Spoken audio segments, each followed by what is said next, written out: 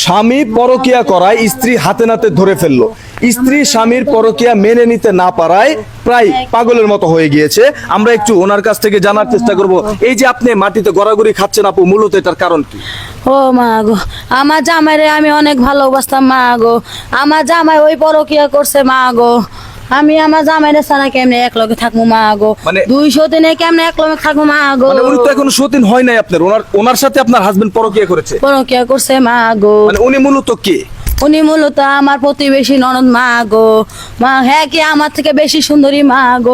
এই জামাইরে নিয়ে আমি এত কিছু করছি মা গো। হ্যাঁ রে, আমি 5 লাখ টাকা দিছি মা গো। হ্যাঁ রে, আমি সবকিছু দিছি মা গো। উনি আসলে বিষয়টা হচ্ছে উনি আপনার থেকে সুন্দর না, এটা ঠিক, আপনি বেশি সুন্দর, কিন্তু বিষয় হচ্ছে আপনি যে মা গো করছেন কেন? উনি কি আপনার মা সম্পর্ক হন নাকি? আমি জানি না মা গো, আমার জামাইরে লাগবো মা গো। আমার জামাই কি লেগে আমার লগে বিশ্বাসঘাতকতা করলো মা গো।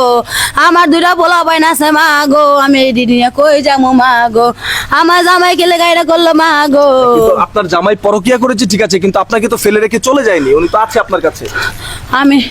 আমি জানি না আমার জামাই কি লেগে এরকম করলো মা গো। আমার এই বাচ্চা নিয়ে আমি কই যে আমার 2টা ছোট ছোট পোলা আছে মা গো। দর্শক আপনারা দেখতেই পাচ্ছেন, এই স্বামী এই মেয়েটির সাথে, মানে উনি ওনার স্বামী, এই ভদ্রলোক এই মেয়েটির সাথে তারা পরকিয়া করাতে হাতে নাতে ধরে ফেলেছে তার স্ত্রী। এটা মেনে নিতে না পেরে তিনি প্রায় পাগলই হয়ে গেছে। আসলে এই যে ভাই, আপনি যে ঘটনাটি ঘটালেন, এই যে আপনার স্ত্রী রেখে এই মেয়েটির সাথে পরকিয়া করলেন, এখন আপনার স্ত্রী প্রায় পাগল, এ বিষয়ে আসলে আপনি কি বলতে চান? আসলে এরকম হবে ভাই আমি বুঝতে পারি নাই। তো অনেকদিন ধরে ওর সাথে মানে আমার সম্পর্ক, তো হঠাৎ করে আমার বউ আমার সম্পর্কে বা পরকিয়াটা জানতে পারে, তারপর অনেক অবস্থা। আসলে এখন তো আপনার বউ প্রায় পাগল, এখন আপনি কি করতে চাচ্ছেন? এখন কি করবো এখন ভাই, এটাই চিন্তা করতেছি কি করা যায়।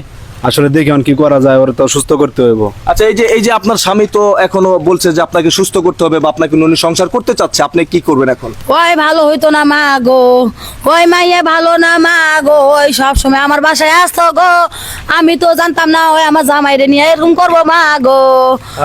দর্শক আপনারা দেখতেই পাচ্ছেন। আসলে আমরা একটু এই আপুর কাছ থেকে জানার চেষ্টা করি, আসলে এই যে আপু, আপনি আরেকজনের হাজবেন্ডের সাথে পরকীয়া সম্পর্কতে লিপ্ত হলেন, মূলত এই জিনিসটা তো আপনি না করলেও পারতেন। এটা কি ভালো না খারাপ, এটা কেন করলেন আপনি? ওই মেয়েরা কেন করবো না, কি করবো? বিয়ের আগে আমার সাথে সম্পর্ক আছিল, ওর ফ্যামিলি ওরে জোর করে বিয়ে দিছে, আমি করবো না তো কি করবো? ওর সাথে আমার সম্পর্ক আমি শেষ করে দিব? এটা আমি পারবো না। ও যদি মন চায় তাহলে 2টা বউ রাখুক, আমার সমস্যা নেই। তো সম্পর্ক তো আমার আগে ওর সাথে হয়েছে, আমি সম্পর্ক হয়েছে, কিন্তু আপনার তো আর ওনার সাথে বিয়ে হয়নি, কিন্তু উনি তো ওনার হাজবেন্ড, ওনার সাথে তো ওনার বিয়ে হয়েছে, কিন্তু আরেকজন হাজবেন্ডের সাথে তো আপনি পরকীয়া করে ফেলেছেন। সে বিয়ের আগে থেকে তো আমার সাথে পরকীয়া করতো, তাহলে আমি ছাড়বো কেমনে? আমি অন্য কারো ঘরে কিভাবে যাবো? আমি পারবো না। কিন্তু এখন আপনাদের এই পরকীয়া সম্পর্কের কারণে যে এই ভদ্রলোকের বউ প্রায় পাগল হয়ে গিয়েছে, মাটিতে গড়াগড়ি খাচ্ছে, আপনি নিজেও দেখছেন, এখন আপনি কি বলবেন এই বিষয়ে? তাহলে আমার লাইফটা নষ্ট করলো কেন? সে এটার খেসারত দিব, আমি তাকে ছাড়বো না। দর্শক আপনারা দেখতেই পাচ্ছেন যে ঘুরে ফিরে আসলে এই ভদ্রলোকের উপরে কিন্তু দোষটা চেপে যাচ্ছে।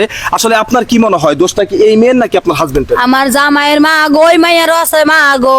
আমি জানতাম গো ওই মাইয়ার লগে আমার আমার জামাইয়ের সম্পর্ক ছিল মা গো। আমি ওরা অনেক বুঝাইছি, এই বই না আমার সংসার তুই নষ্ট করিস না মা গো। এই মাইয়া শুনে নাই মা গো।